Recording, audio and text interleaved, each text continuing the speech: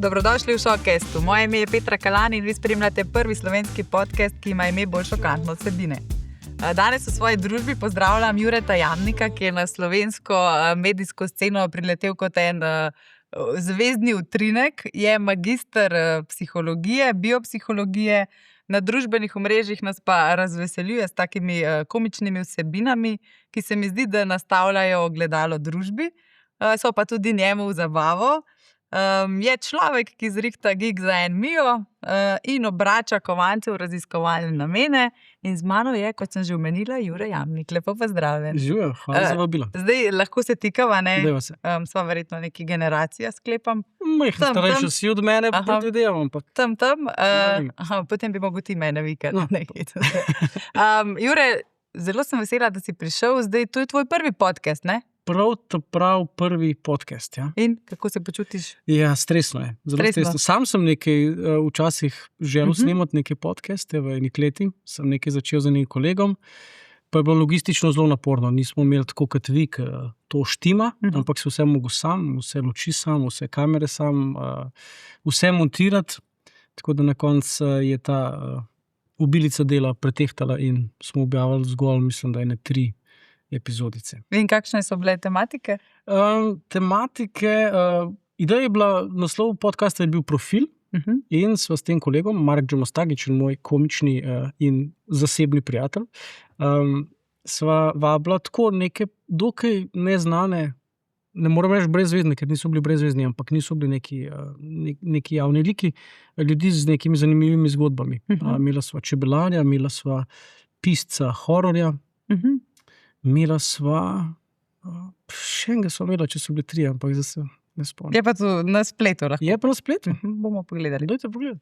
Za začetek bi te prosila, vsakega gosta, prosim, če sabo prinese 3 take osebne predmete, ki ga predstavljajo ali pa mu nekaj pomenijo ali pa nosijo kakšno zgodbo. Pa me zanima, kaj si ti nam prinesel. Mogoče še sva želih pri tem kolegu, s katerim so se, Mark, s katerim sva že več stvari poskušala skupaj ustvariti, nekaj bolj ali manj uspešno, bila so tudi komični duet, pa podcaste so delali in snemala so tudi serijo. Čisto tako ta prava v 5 delih. Serija se imenuje Gozdna, kot gozdna policija. In tole sem pa prinesel tak, kot značko teh preiskovalcev v gozdni policiji. In to je, ko sem iskal te predmete, sem se na tole spomnil. To je bilo v času korone, takrat, ko se je vse počasi zapiralo, ko nismo točno vedeli, kaj bo iz tega nastalo, in se je nabrala ekipa, se pravi jaz pa ta kolega kot scenarista, režiserja, igralca in sploh vse, zelo so talentirani. Pa ekipa še nekih entuzijastov, okrog naju, se pravi, nek tip, ki drugače snema poroke, pa je zdaj rekel, jaz bi pa snemal serijo, pa žlahta, pa to smo se skupaj nabrali in posneli v bistvu serijo v 5 delih, tudi na YouTubu. Bila je pa takrat, jaz mislim, da je to taka, ena zelo lepo spomin imam na to, zelo sem nekako ponosen, ker je zgodba dobra. O čem se gre? Gre se pa o, najlažje bi opisal, si gledala kdaj kakšne te resne ameriške krimi serije, ki iščejo serijske morilce, recimo, ki so zelo taki zajebani pa zatraumirani krimiči noter. No, tle so bila pa mi dva krimiča v gozdni policiji, s tem, da smo pa preiskovala neke mogoče smešne primere, ki so se dogajali v gozdu. Recimo, ne sme preveč razkriti, ker jaz verjamem, da so pa komični elementi, sklepam, ne glede na to, da... Recimo, je tak zelo subtilen humor, mogoče zato veliko ljudi ni poštekalo. So rekli, 2 minute sem gledal, ni bilo toliko smešen in neham. Imaš večkrat težavo, da te ljudje ne razumejo? Skozi smo to težavo. Ne toliko v komediji, kot recimo doma, pa tam sem dosti nerazumljen. Pa ja, je pri komediji tudi tako, da moraš poslušati oziroma malo razmišljati o gledalcu in včasih veš, da je nekaj smešen ali pa da je smešen te, pa moraš pomisliti, kako bom zdaj jaz to povedal, pokazal, ponazoril, da bo smešno tudi tistemu, ki gleda. In pač včasih je tle nek šum v komunikaciji oziroma včasih bi rekel, da v komediji, sploh v neki stand-up komediji, je to bolj pravilo. Skoraj vedno ni toliko smešen, kot misliš, da bo. Tako da, ja, pogosto sem nerazumljen in če si na odru nerazumljen, je to zelo grozna izkušnja. Boleča tišina. Tišina. Pogledi in te boleče misli, kva delaš ti stari, da je 5 dan, 5 spat. Te pa verjetno ojača, okrepi. Kot človeka. Kot človek sem izjemno močen, telesno sem. Verjetno. Vse to se nekako tolažeš, danes pa buildam karakter, danes pa delam na svoji samozavesti. Je pa, ne vem pa, če se kdaj čisto navadiš tega neuspeha. Zmeraj malo zaskidi, malo zaboli. Zdaj, preden se zapodival te tvoje talente, še 2 predmeta si prinesel s seboj? Sem. Tale je tudi povezan s komedijo, to je Joke Book 1. Joke Book. Z Jojem. To sem napisal tako, ker sem pač kreativc. Moram biti smešen, tudi ko pišem. Joke Book 1 ima zdaj Joke Book 2, ki je malo večji. Tale je zelo nacufan, zmeraj bil z mano. Otroci so ga dobili v roke, so ga tudi pokracali. In to sem začel par let nazaj, v bistvu vse te ideje. Gotovo sem, da je glavna ubijalec kreativnosti ta neka samocenzura. Ker si na začetku neko idejo imaš, pa rečeš, z tega ne bo nič, nimam čisto do konca razvite šale, imaš samo neko osnutek, neko idejo, nekaj si opazil, nekaj te živcira. In če si na začetku kritičen do tega, potem verjetno z tega nič ne bo, ker boš to stvar pozabil. Če pa to stvar zapišeš, tako nekritično, tudi če ni smešno, tudi če ne veš, kam gre. Naključno prebereš. Da vidimo to seme, ki ga zaseješ. Kaj pa ne zdaj ti preberem? Kar eno misel. Dlake v pisoarju, kdo to pušča? Ponavadi je 1. Če bi ti odpadlo vse, bi bilo nekaj narobe. To so nerazdelane teme. To si prišel iz WC-ja in se je utrnila misel. Ne, ta ni avtobiografska. Tudi piše, ni avtobiografska. Meni se to ne dogaja. Evo, ta je taka lepa. Recimo, to je pa v bistvu tak dogodek, bila sva s Tamalim sama sva bila doma. Sama sva bila doma in ko je bil star leto, 2, predvideval, da je bilo to napisano, ko je glih znal kimat, pa ne povedati, sem bila sama doma na kavču, tega se zdaj zelo dobro spomnim, tako da sem zdaj govoril iz spomina. In imela so odprta vrata v hodnik in na hodniku je bila čista tema in imela se tam igrala na tem kavču in naenkrat on pogleda v tisto temo in se začne jokati. Zelo se prestraši in začne jokati. In jaz pač ne vem, s kakšnim razlogom sem njega vprašal, a je bil stric. On je rekel, ja. Niso ostali tle, jaz sem povedal, ampak ja, pač ne si bil tako, sem ga vprašal, a je imel nož? In je tudi rekel, ja.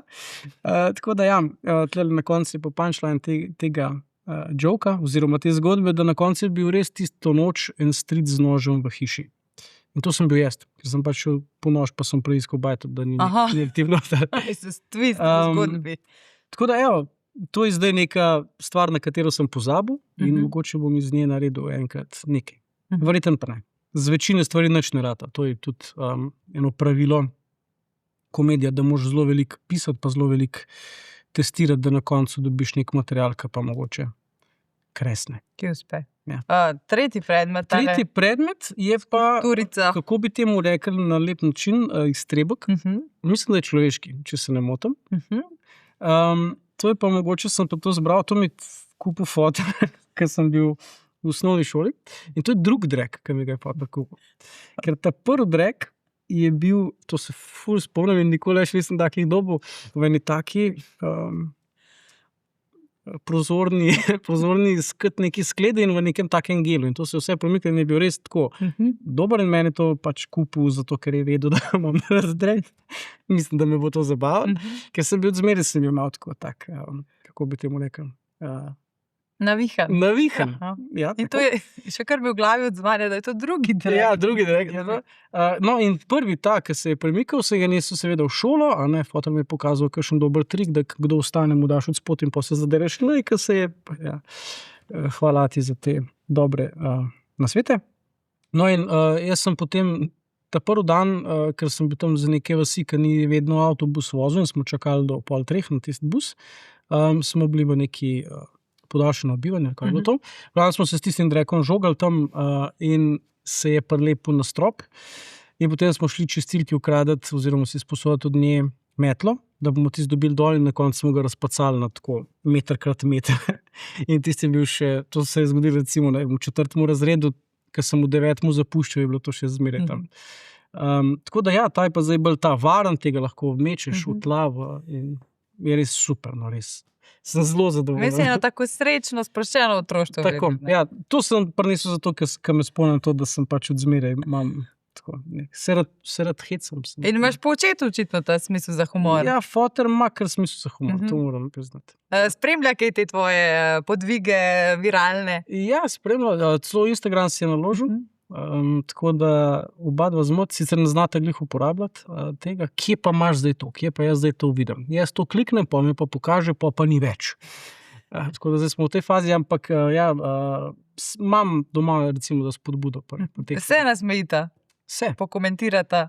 Mislim, vse nasmejita, včasih dobim to meni, to je kar nekaj, nisem razumel, ampak večino krat pa nekako se nasmejita oziroma razumete, kaj hočem doseči s tem. Si bil pa že od malega tak navihan, ne samo po darilih, sodeč v enem intervjuju si dajal, da si se tako smejal v vrtu, da je to res, da so te zaprli v drugo sobo. Ja, mislim, da je bilo, ja, to je verjetno ta zgodba, vse več teh zgodb, večkrat sem bil zaprt, večino časa v osnovni šoli sem preživel pred razredom. Zanimivi vzgojni. Ja, vse drugega, zdaj, čeprav sem psiholog, ne vem točno, kaj pa boš naredil s takim mulcem. Mogo bi ga pa nekaj. Tako da, ja, res so me vam poslali, mislim, da je to ta zgodba, ker sem pogruntal, da lahko juho pihaš, kaj je vroče tudi tako, da žvižgaš zraven. In očitno nisem znal narediti samo enkrat in sem delal predolg časa. In si samo sebe animiral s tem? Spomnim se tudi ene sošolke zelo, tudi vem, kako je bilo imel, vse vem, kaj je z mano bila takrat udeleženka v ta škandal. Zdaj ta talent si potem že imel od malega, kdaj si pa potem ga nekako začel deliti z drugimi v smislu nastopov, da si ga začel razvijati? Kako je prišlo do tega? Ne vem, če je nujno to talent. Mislim, zmeraj mi je bilo fajn nasmejati ljudi, zmeraj sem se jaz veliko smejal, se mi zdi, oziroma sem rad iskal neke smešne situacije. Sem pa, ja, nikoli pa nisem s tem imel neke take zelo jasnega cilja, da bi s tem kaj naredil. Mogoče se je začel s tem, ko je fotor kupil eno kamero, da sem začel nekaj snemati, pa neke te kao Top Shop reklame, pa neke te variante. Mislim, da smo vsi s tem začenjali, z nekimi prodaje nekih novih stvari. Kasneje sem pa nekako bolj po naključju, oziroma me je spet ta kolega Mark upeljal v impro gledališče. Tam sem pa imel več te neke formalnega strukture ali pa ogrodja dobil za to komedijo, se pravi, na kakšen način igrati oziroma peljati zgodbo, da ima nek smisel, da ima nek začetek, nek rep pa glavo. In ja, od tam naprej pa potem smo precej nastopali z neko impro skupino, ko smo imeli Vaška scena. Pred korono smo tako zelo smo imeli kar par predstav, so nas ljudje že prepoznali oziroma so hodili na naše predstave. Potem pa ta korona vse zelo ustavila in po koroni nekako nismo več zlezli nazaj skupaj. Takrat sem pa tudi malo tako, da vidim, kako to zgleda, poskusil stand-up, ker mi na začetku ni bil, oziroma ko sem delal impro, sem mislil, stand-up je tako narejen, pa ne spontan, pa vse imaš napisano, pa do pike moraš znati, to je fake, to je brez veze. Na koncu se pa tudi to da zelo zaljubiti, ker je tudi v tem neka taka veščina, ki te zasvoji. Si pa magister psihologije in biopsihologije. Drži. Sklepam, da si se kdaj poglobil tudi vase, odkje je ta želja po zabavanju ljudi, je to celjenje nekih ran? Siguren, nisem sicer tako, ko sem začel razmišljati, zelo začel boleti in sem potem nehal. Ne bi nisem dobil nekaj, nimam občutka, da sem bil zdaj ta človek, ki je mogel humor razviti kot nek obrambni mehanizem. Ker velikrat je to, ne? Velikrat je, jaz sem mogoče kaj drugega, bolj škodljivega razvil. Humor je še najmanjša težava pri meni. Lahko je humor tudi to, ja, da se moraš naučiti nekako zabavati familijo ali pa druge, da te opazijo. To je lahko en tak mehanizem. Jaz res s tem nisem na srečo imel težavo v otroštvu. Tudi edincem, mogoče sem bil preveč opažen, mogoče, pa vemo. Preveč pozornosti razvajenček, to je to. Ok. Tako simpel, jaz sem pa leta in leta razmišljal, kaj je narobe z mano. V bistvu ni travma, predobra mladost. Predobra mladost, ja. Ne vem, če je to humor nujno pri meni neko zdravljenje nekih travm. Je pa zdaj opažam velikrat zdravljenje vseh stvari, ki me grejo na živce. Načeloma vse stvari, ki jih vidite na tem mojem TikToku, Instagramu, pomeni, to je neka stvar, ki je mene zmotila, ki me je živcirala, ki sem rekel, ko me gre to na živce. In potem sem z tega naredil nekaj. Ker običajno, če te neka stvar ne zmoti, če ne opaziš, če ni nekaj čustva, potem tudi smešno ni. Pa vidim, da so odzivi, v komentarjih se dejansko akterji, ki so omenjeni v videih, odzivajo. Je to stresno potem, ko vidiš, ne vem, razni influencerji, ljudje, ki si jih omenjal, se odzivajo, se bojiš, da se boš v kakšen konflikt zapletel? To me zelo ni me strah, tudi nimam občutka, da je Slovenija res tako majhna, da zdaj, če mi neki influencer nekaj napiše, nima zdaj občutka, wow. Ampak so dobri odzivi, ne? Ja, so dobri odzivi, vsaj tam pod komentarji. Dobil sem pa recimo že komentar, oziroma tam javni komentar, kao, super. Privat sporočilo je bilo pa mečkaj drugačno. Od iste osebe? Od iste osebe, to se tudi zgodi. Ne pogosto se pa. Kako pa potem... Kaj pa te prosijo, da umakneš, da se nehaš norčevati? Ne, v smislu, da do zdaj je bilo ok, ampak zdaj si pa šel čez mejo. V tem smislu. In to te še bolj ziritira, verjetno? Seveda. Ne, da ne pomislim, a sem res šel čez mejo. Res sem se po enem takem komentarju sem se res zamislil, sem dal ljudem za pogled, sem rekel, a sem tega človeka tukaj užalil, a sem napadel njega osebno, a sem napadel njegov lik, karakter, to... Ne želim ljudi užaliti ali pa jih prizadeti, zato se ne bi lotil zdaj, ne vem, ti si pa debel, ti si pa plešast, ti si pa ne kakšen, to je brez veze. Treba je, se mi zdi, smemo pa kritizirati stvari, ki jih imajo ljudje pod kontrolo, pa ki se jih sami odločijo. Se zdaj spet, kaj imamo ljudje pod kontrolo, zelo psihološko vprašanje, ampak v glavnem ne sekiram se zaradi tega komentarja. Je pa to tvoj hobi, ne? To je neka popoldanska dejavnost. Recimo, ja. Kaj pa v življenju počneš? S čim se ukvarjaš? Kaj te tistih 8 ur okupira? Na dan zaposli. Ja, res je, marsikaj v življenju delam, nekaj je komedija, nekaj je bolj resen poklic psihologa oziroma ukvarjanje s psihologijo. V enem delu tega malo težko govorim, mogoče lahko tako na splošno opišem, da delam tudi za neke državne organe oziroma skupine, ki uporabljajo psihologijo za recimo temu krizne situacije. In sem imel recimo srečo, da sem verjetno eden redkih psihologov pri nas, ki je bil recimo zraven pri taki neki resni krizni situaciji, kjer je bilo zraven življenje na nitki, pa orožje, pa tako naprej. Informacija zaupnega značaja.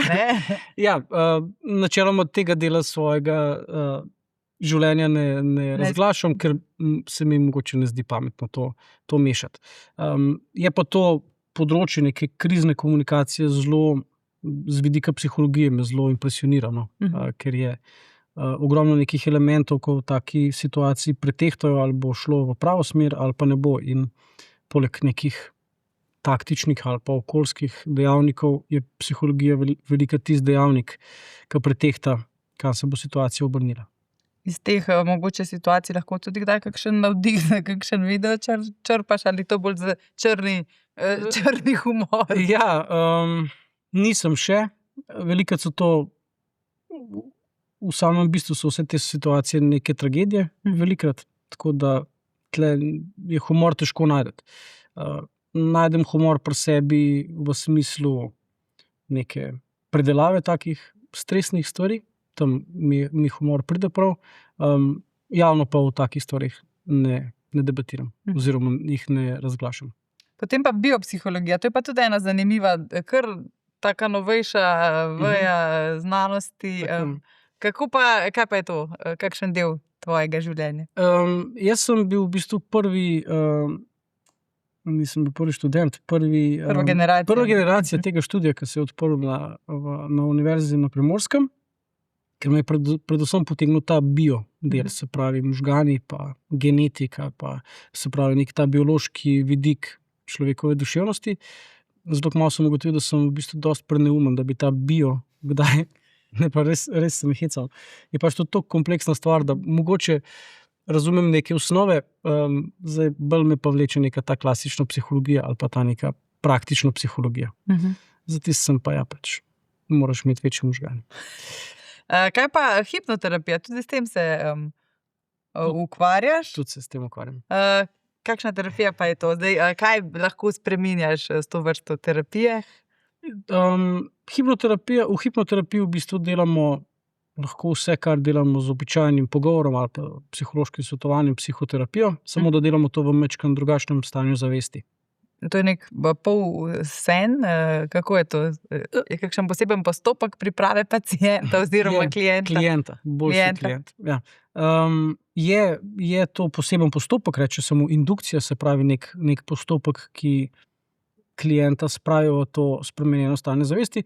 To spremenjeno stanje zavesti pa ni, običajno ljudje ne doživijo tako zelo drastično, da bi rekli, wow, to je pa zdaj nekaj čisto drugega, tega pa jaz še nikoli nisem doživel. Običajno gre to za neko osredotočeno pozornost, pri kateri smo bolj osredotočeni na to, kaj se znotraj mene dogaja, kot pa to, kaj se dogaja zunaj. In na tak način mogoče lažje dostopamo do kakšnih misli, do kakšnih čustev. In značilno za hipnozo je tudi, poleg te absorpcije, se pravi, da sem nekako sfokusiran, potegnen vase, je pa značilno tudi sugestibilnost oziroma dovzetnost za neke predloge.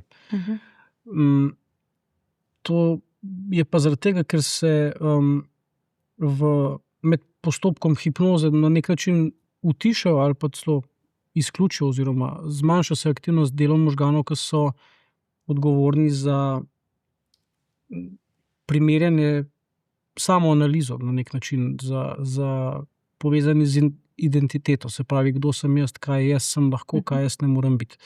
In to so identiteta je tisto, kar nas pogosto veže v to, da ne moremo narediti spremembe. Zdaj, jaz sem komik, jaz sem psiholog, se pravi, nikakor ne morem biti pa športnik ali pa ne morem biti ne vem kaj. Ko pa v hipnozi se pa te meje ega oziroma identitete majčkeno razrahljajo in lažje vidim sebe, kot pa mogoče nekoga, ki pa prevalfa teh 5 kilometrov. Ali pa, dajmo reči, 4.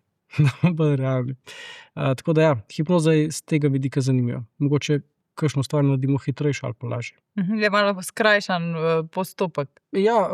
Raziskave kažejo, da se postopek terapije skrajša s hipnozo lahko. Spet pa ni v Sloveniji težava to, da se s hipnozo ukvarja veliko ljudi, ki po izobrazbi niso psihologi. Kar naredijo nek tečaj in hipnozo uporabljajo kot orodje, se pravi, hipnotizirati je zelo enostavno. Je pač nek protokol, skozi katerega ljudje peleš in bodo verjetno doživeli to stanje. Zdaj, da pa znaš v tem stanju delati prave stvari, pa moraš imeti neko ozadje, neko podlago. Tako da ni zdaj ni zgolj znanje hipnotizirati nekoga, to je zelo enostavno, večja umetnost oziroma več znanja pa potrebnega za to, da s to hipnozo potem nekaj narediš.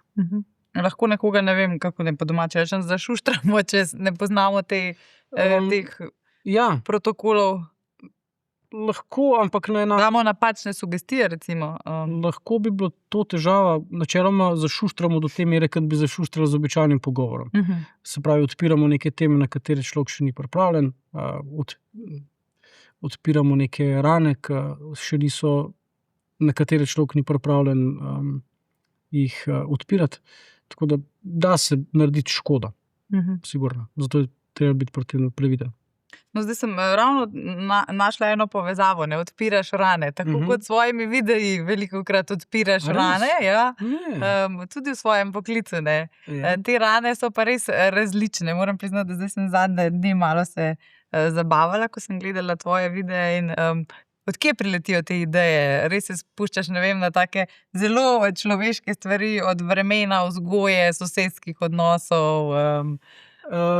Pa ja, to so stvari, ki nimam zdaj nekega sistema, kako do tega pridem. Neke stvari opazam, če sem zelo priden, jih potem v kakšno knjigico ali pa v telefon zapišem. Včasih so mi pa stvari na nek način jasne že takoj in pač vem, kaj bi rad povedal ali pa kaj bo zabavno. Včasih pa imam neko idejo, pa je zelo dolg časa jo je treba žonglirati z njo, da vidiš, v kaj bi jo to spremenil, da jo bodo ljudje razumeli oziroma da bom to, kar je smešno, znal pokazati. Ideje so pa stvari, ki jih opazim z vsakdanjega življenja. Da se načeloma pri tem delam recimo tudi kot scenarist pri eni oddaji na RTV. Lahko poveva. Lahko poveva, kaj dogaja. Delam tam neke te šale, joke. Tam je stvar zelo taka, da tam ne moreš čakati inspiracije, ker se pač od tebe pričakuje, da boš neko število for ali pa nekih idej produciral na teden in tam se pač moraš usedeti in vedeti, zdaj imam neko dolgočasno temo, kaj je hudič, je tle not smešen. Je to velik pritisk? Mislim, to generiranje šal na nek rok, ne? Je pritisk lahko, če je časa premalo ali pa če te druge stvari povozijo. Je to neko ekipno delo? Ste ekipa, ki potem meče ideje in razvija? Jaz sem zdaj v tej oddaji prvič videl, koliko pomemben je nek ta v tem, kar so že malo pregovorila, se pravi, da se ne cenzuriraš preveč. Znajo zelo dobro vzdrževati to kulturo tega, da se stvari ne kritizira, da rečeš tudi nekaj, kar mogoče ni na prvo žogo smiselno ali pa smešno, pa noben ne reče, da je bod tih, to pa ni smešno, to pa ni dobro, ampak se stvarmi žonglira, eden da nekaj, drug da nekaj in iz tega potem nekaj rata. Če bi imeli to kulturo, jaz moram biti pameten, jaz moram biti smešen, to prvo, potem bi zelo malo nekih idej uspel zgenerirati. Je pa pisanje lahko stresno, se pravi, ali pa zelo tako rutinsko v smislu, imam temo, moram glede tega nekaj narediti. Včasih lahko pa čakaš, če imaš pa čas, pa čakaš na inspiracijo, pa hodiš po Ljubljani, pa te nekaj zmot, pa se začneš sam s sabo pogovarjati, ne preveč na glas, da ljudi ne gledajo. In mogoče rata iz tega kaj. Tako da pri teh svojih bedarijah na Instagramu, na TikToku, tam se ne usedem, pa ne rečem, zdaj pa moram 4 videe ta mesec narediti. Nimaš notranjih rokov v svoji glavi? Nimam. Probam res ne imeti. Ker se mi zdi, bom začel delati nekaj na silo in bo zgubil smisel. No, se ravno to je že kaj, zdaj po vseh teh uspehih res nekateri videi imajo na 10.000, 100.000 ogledov. Je kaj te pol milijona? Pol mijota? Je kaj te preračunljivosti že, da mogoče pogledaš, kaj je družbeno aktualno in da bi ti prineslo več ogledov, da se dotakneš mogoče kakšnega človeka, ki je izpostavljen? Ne, nisem še na tak način štartal.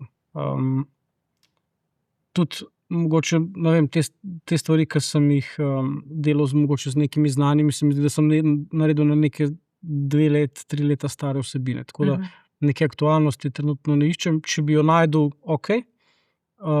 bolj iščem neke bolj mi je važno, da je trenutno aktualna, ampak da je tema zimzelena, se pravi nek tip, ki mi gre na živce. Recimo, ljudje se bodo bolj povezali s tem, tudi meni gre ta tip na živce, pa tudi jaz gledam tako, tudi mene zjeza to, kad pa, ta moment je ta tip rekel to včeraj. In potem naslednji dan je to pač mimo. Kateri tip ti gre na živce? Ne, to sem čisto tako rekel. Naključno. Noben od teh, ki se jih lotevam, mi ne gre na živce, vsakega v bistvu zelo spoštujem, ker vem, koliko težko je karkoli sebe dati. Zdaj, delaš podcast, delaš muziko, mislim, da pač nobenemu ne delaš škode. In pač res samo spoštujem te ljudi, ki kljub kritikam, pa kljub vsem težavam, ker verjamem, da jih je bilo milijon, še zmeraj furajo to, kar mislijo, da je prav. Tako da noben od teh ljudi mi ne gre za res na živce. Mogoče mi gre na živce liki ali pa persone, ki jih imajo na zunaj. Kaj pa mogoče da iz drugega konca pridejo ljudje, da bi pa radi preko tebe si poiskali kakšen ogled? Je kakšno povpraševanje že iz tega vidika, da bi ti naredil nek video, ki bi v bistvu bilo zaigrano, ne, da ti gre na živce? Pride kakšna taka ponudba? Daj se mene lot, zato da bom... Tako. Ker poznamo tudi samo promotorje v Sloveniji, ki znajo tako delovati. Zato sem tlek, se povabil. Ja, dobro ti gre, ne? Ona me je zelo na kolenih. Komaj smo ga dobili. Ne, to, da bi, da se z mene norca delaj, še nisem dobil, sem precej ponudil po smislu, da imamo nekaj skupaj narediti. In sem zelo slab pri tem, pa ne zato, ker ne bi hotel, ampak se res sem v enem takmu obdobju enega kaosa in ne znam se prav organizirati. In to tudi vidim. Meni so se zdaj zadnjo leto mogoče te stvari malo bolj tako objavljam, se mi pojavljajo tudi neke priložnosti, neke aktivnosti zaradi tega in vidim, da na dolgi rok takega, tempa, bom mogel pogledati tudi, kako žonglirati vse te priložnosti, ki reči, dosti je. Tako da ja, se bom mogel tudi to naučiti. Tako da sigurno upam, da kakšno sodelovanje pride še. Je pa to nekaj, kar te polni, kar ti polni baterije, te sprošča? Ja, v bistvu velikrat se tako, ne vem, sem čist zmatran na konc dneva in pa tam nek video urejam, pa si mislim, zakaj mi tega treba, sam pa sem tako, kaj pa bom delal drugega, če mi je to zabaven.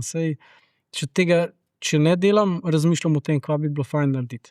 Tako da to ni nekaj, kar se mi zdi, ka upam, da bom to pameten, da kam bom nehal veseliti, bom pač to nehal delati. Da se ne bom forsiral. Večkrat sem zasledila, da se te že prejema ta ime vplivnež. Kako si s tem vplivnež Jure Jamnik? Ja, ne vem, kaj me se s tem mislim. Nimam občutka nekega hudega vpliva. Te kdo že prepoznati, te tako pa nagovori s kakšno... To se mi pa dogaja in zaenkrat imam zelo pozitivne... Na kakšen način ljudje pristopijo?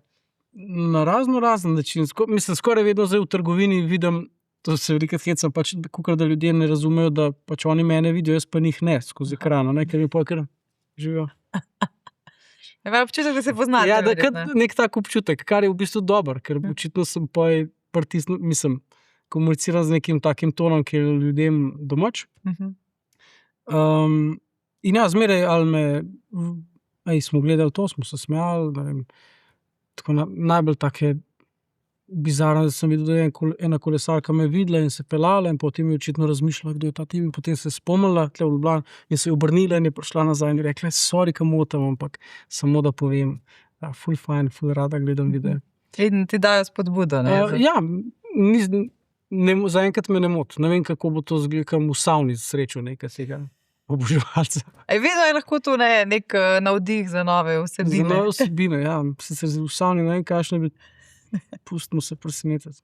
Kaj pa sicer, ko si že omenil savno, sicer, kje pa najdeš tisti čas zase, imaš 2 otroka, si mi prej omenil? Ja, v savni nisem bil od leta 2004. Ne najdem zaenkrat časa.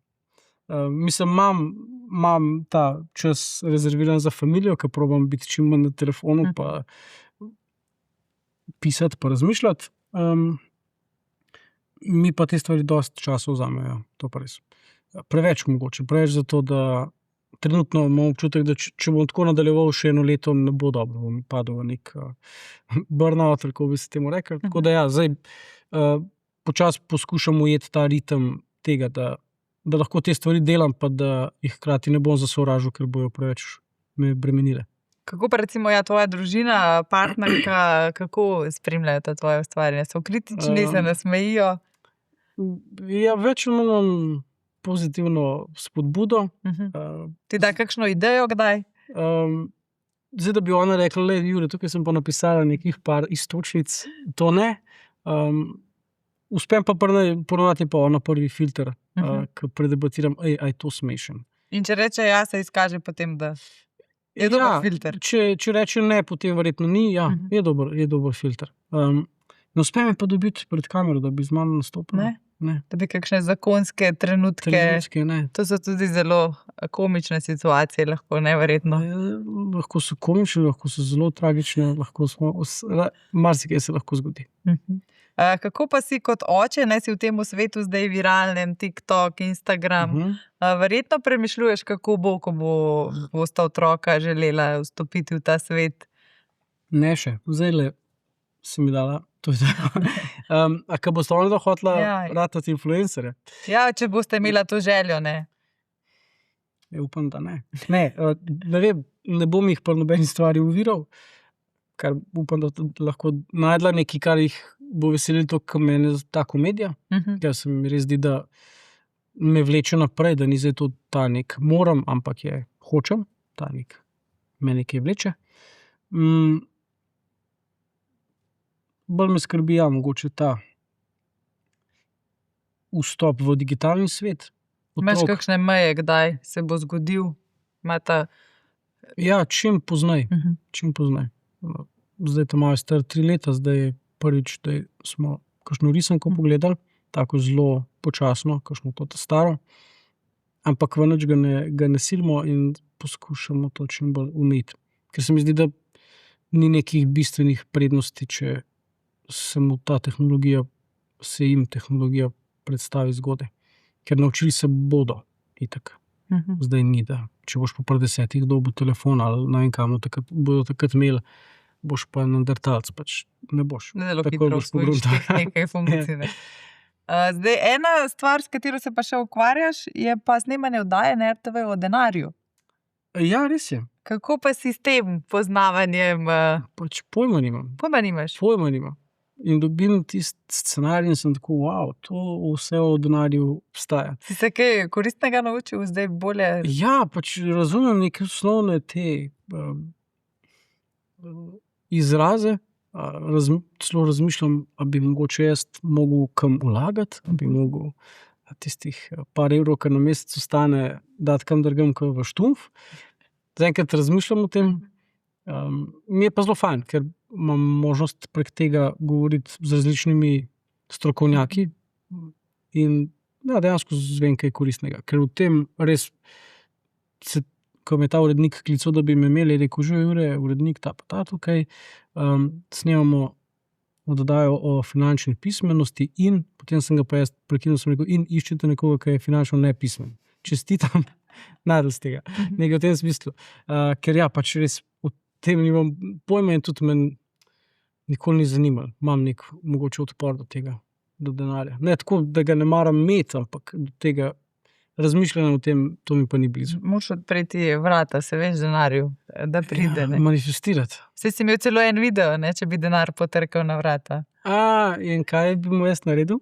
Si ga gledala do konca? Mislim, da bi se nekaj prestrašil. Najprej bi si govoril, kako bi bil soveren. Ampak temu ni bilo tako. In potem bi šel na kolena in bi mu pogledajte ta video. Pa se da humor monetizirati, no? Tako se pa že verjetno spoznaš toliko na finance, da si zdaj ugotovil. Se da v Sloveniji dobro monetizirati smisel za humor? Ja, eni ga monetizirajo odlično. Par ljudi v Sloveniji se mi zdi, da zelo živi od komedije, od stand-up komedije, od predstav. Ko si revež na tem nivoju kot jaz, bi težko rekel monetizaciji. Pa je to neka dolgoročna želja ali bi vseeno rad ostal pri tistem, za kar si se šolal, pri človeški psihi? Nisem se, ne vem, če nujno to mora biti moj glavni poklic, da se lahko s tem ukvarjam. Ne delam si nekih hudih planov, ker zaenkrat, če karkoli sem imel, se niso uresničili oziroma je šlo nekaj po svoje. Nič ne bi imel proti enkrat imeti eno predstavo, na katero ljudje pridejo mene gledati, pa se meni smejati, uživo nek stand-up. Bi bila to neka monokomedija, stand-up? Ja, kaj tazga bi bilo tako. To so neke sanje nekje enkrat, mogoče, ko bom velik. Zaenkrat pa delam te majhne korake. ki pa ne vem, če so to pravi. Prosti, ja. Imaš kaj teh privat nastopov, to je zelo popularno zadnje čase? Sem pa V kakšnih zabavah? Sem pa tja manj kakšnega, dobil sem pred kratkim vabilo za 90-letnico, da bi nastopil, pa sem tako rekel, mislim, da vaši babici ta moj stil ne bo glih všeč. Ker imam sicer v starih ženskah, a se smije reči stare ženske? Ja. Starejše gospe, ja. 90 je starejša. Imam šale v njih, ampak ne tako na zelo tak način, ki bi bilo 90-letnici zabavno. Tako da ja, to sem zavrnil, dobil sem na par nastopih sem bil. Kakšni so to nastopi? Je to taka velika trema, ko prideš v neznano okolje? Nekaj je, ko se v ekran snemaš pa zmontiraš, nekaj pa potem v živo. Ja, nastopi v živo so čist nekaj drugega, kot nastopi, če je to nastop, snemanje pred kamero. Imaš nastope, ki so tako organizirani do pike natančno, imaš ozvočenje zrihtano, prej to probaš, vidiš luči, veš, kje boš stal in tam stvari štimajo in mogoče celo ljudje pridejo na komični večer in vejo, mi gremo zdaj se tle usedeti in zdaj bomo tih in bomo poslušali ljudi, ki so bolj smešni kot jaz, recimo ta moment. Imaš pa večere, ki si pa povabljen na 30, 40, 50-letnico, 18-letnico, kogarkoli, ki se pa zmeraj najde nek ta Janez stric, ki mora biti bolj glasen kot ti, bolj smešen kot ti. To je pa precej te improvizacije pa tega, da se pač ne pustiš zmest oziroma zrukati iz tega svojega ritma. Je pa to težko, ja, ker stand-up komedija ima nek ritem, in če se ga prekine in če ljudje nimajo pozornosti od začetka do konca, bo pač ta stvar razpadla in moraš šala deluje tako, da pač nastaviš neke informacije, potem jih pa na koncu običajno obrneš, pokažeš v drugačni luči, ampak ja, pozornost je mogla biti na tej strukturi. Če se pa stric Janez vmes dere, pa nekdo polije pir po tleh, pa se nekaj razbije, je pa to težje. Tako da tam morajo biti neke stvari, ki so kratke, ki so preizkušene, moraš biti glasen, moraš biti suveren. Spet gradiš ta karakter na takih privat žurkah. Kdaj si se pa ti mogoče nazadnje res od srca nasmejal oziroma čemu? Danes sem se nasmejal. Zelo sem se nasmejal, ker sem kolegu razlagal, kako sem mogel ene ljudi peljati na letališče Brniško iz Ljubljane in sem potem par naklom ugotovil, da sem pač ga falil. Čeprav si Gorenc, ne? Čeprav sem Gorenc, ampak sem pač padel v nek ta monolog in razlagal, jaz sem zelo super človek, imam Instagram in to. In sem pozabil.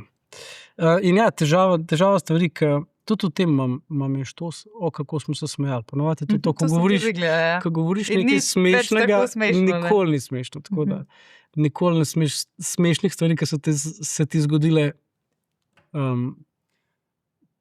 upati, da bodo smešne tudi druge. Ampak jih obdržiš nekje zase, ne? Zase ali pa zelo razmisliti, kako boš to zdaj naredil. Ker običajno to samo, da poveš, kaj se je zgodilo in potem je on padel po tleh. A veš, ko smo se smejali. Kdaj lahko pričakujemo kakšen naslednji video? Imaš že zmontiranega? Imam zmontiranega, imam ga na telefonu, kaj še čakam. So zdaj velika pričakovanja, ko objaviš video? Po uspehih nekaterih? Z moje strani? Ja, in verjetno sledilcev. To ne vem, kakšno moje pričakovanja. Upam, da mi pač popuščajo, če mi stvari ne grejo.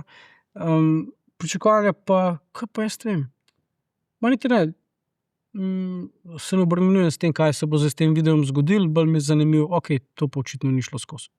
Pred kratkim sem nek video objavil, sem bil tako, folk to ne bo štekal, to ne bo nobenemu smešen in ni bilo tako, to res ni bilo nobenemu smešen. So bili komentarji, ne razumem. Prav tako sem razložil. Čisto iskreno. Kaj je slabšega kot razlaga čalo? So bili pa neke ideje, ki sem bil tako, to ne bo noben razumel, to gre samo meni na živce, to sem sam jaz opazil, potem je pa stvar kliknila pri več ljudeh. Tako da ja, probam biti neobremenjen z rezultatom, ker se mi zdi, da s tem glih ubiješ to kreativnost, ki te pa mogoče dela drugačnega. In zelo veliko je zdaj neke komedije, ki je tako. Zelo simpel je biti komik, če pač pogledaš 10 videov, Mislim, spet ni čisto simpel, ampak se da, bi pogledal 10 videov, ki so zdaj v trendu, o čem govorijo, kakšen je stil in bi pač na to vižo nekaj šel. In bi verjetno, če bi samo to delal, dobil kar dosto ogledov in bi te dost potiskalo naprej. Ampak, okej. Za me to ni neka pot, vidim pa, da eni pa to delajo. Jaz sem bil res presenečen par teh TikTok slovenskih komikov, ki sem jih pač tako, dobra fora, pa sem pa opazil, da so to prevodi nekih tujih finta, mislim fint, šal. To se mi pa zdi tako. In to sem pogledal to enkrat, ko je eno mojo prodal kot svojo. Pa sem šel tako gledati, nekaj tle ne bo. In pa sem šel malo raziskovati in sem videl, da ja, večina stvari je kopija. Ampak nekaj... če te kopirajo, potem si že na dobri poti do uspeha. Ja, upajmo. In ostajaš original. Ja, bom probal. Ja, nič, jaz sem res vesela, da smo te spoznali še v tej malo drugačni luči. Zanima me še, ko pogledaš svoje videe, se rad gledaš, se nasmejiš sam sebi, kako je s tem? Pa ne rad priznam. Zdaj te je kar veliko po spletu. Dost se rad gledam. Ja. Včasih mi moja partnerka reče, se ti gledaš spet. Ti veš, da si ta video že 10-krat pogledal, pa 10-krat se režiš. Če sem smešen, kaj naj naredim? Zelo iskreno in tudi mi se velikokrat smejimo s tabo in tudi tebi. Me veseli. Najlepša hvala, da si vzel čas in z veseljem te bomo spremljali še naprej. Z veseljem sem prišel in najlepša hvala za vabilo. To je bil Showcast, hvala, da ste bili z nami.